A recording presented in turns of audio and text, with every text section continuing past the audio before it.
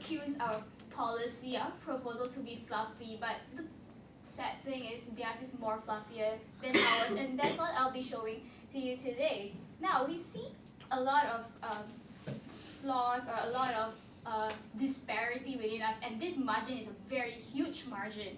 Our stance is, as government, is to take care of our people and care of our welfare, while their stance actually lies on one tangent on how habits die and how they rely on habits, and that's what they've been running their whole arguments on. Habits, habits, habits.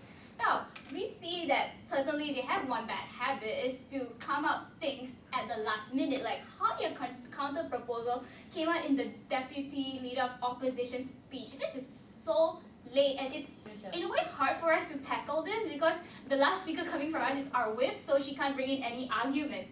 And how we see that there are a lot of contradictions, and how there are a lot of things that they aren't listening to us, and we see how opposition in his reply speech painted a very bad picture of obesity, making obesity seem as a good thing by saying how people are happy in their plus size figure and stuff like that.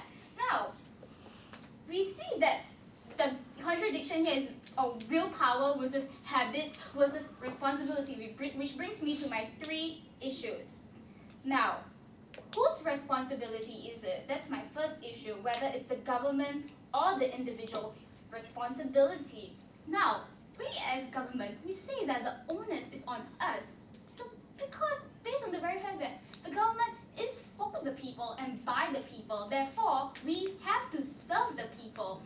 And the opposition come up to us and tell us that it's not the role of the government, and then they come up to tell us that they have their choice and they have willingness. And so opposition made a big mistake by saying how people should have the willpower to do it, but the matter of fact is people who are happy being overweight, that's the time where they need a push, because when they're happy being overweight, there is nothing incentivizing for them to actually start adopting a healthy lifestyle.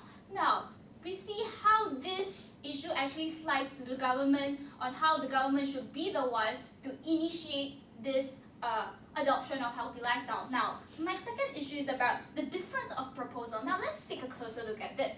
The problem that we brought forth here is how the problem of obesity actually leads to health risks, and we hope to counter that by helping those who wish to accept and adopt healthy lifestyles. We ask them to report to the hospital, and then the nutritionist will check them out, and then we will provide 50 to 100 pounds based on the progress. And our justification was that in this economic recession, people will use money as an incentive. While they brought up so many other different problems, which is so not relating to the debate, which is external issues, and the counter proposal was to just use campaign and awareness, which in status quo, it is not working. We don't see a big way of how their counter proposal actually solves the problem. Now, we see that this issue goes to the government as well. Now, to my last issue on how the short run versus the long run, maintain versus the maintainers.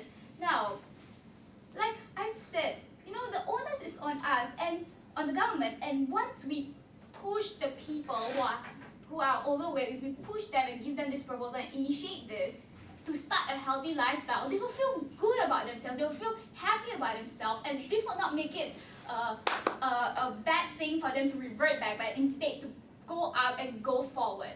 Now, with all this said, we believe that this debate actually goes to the government.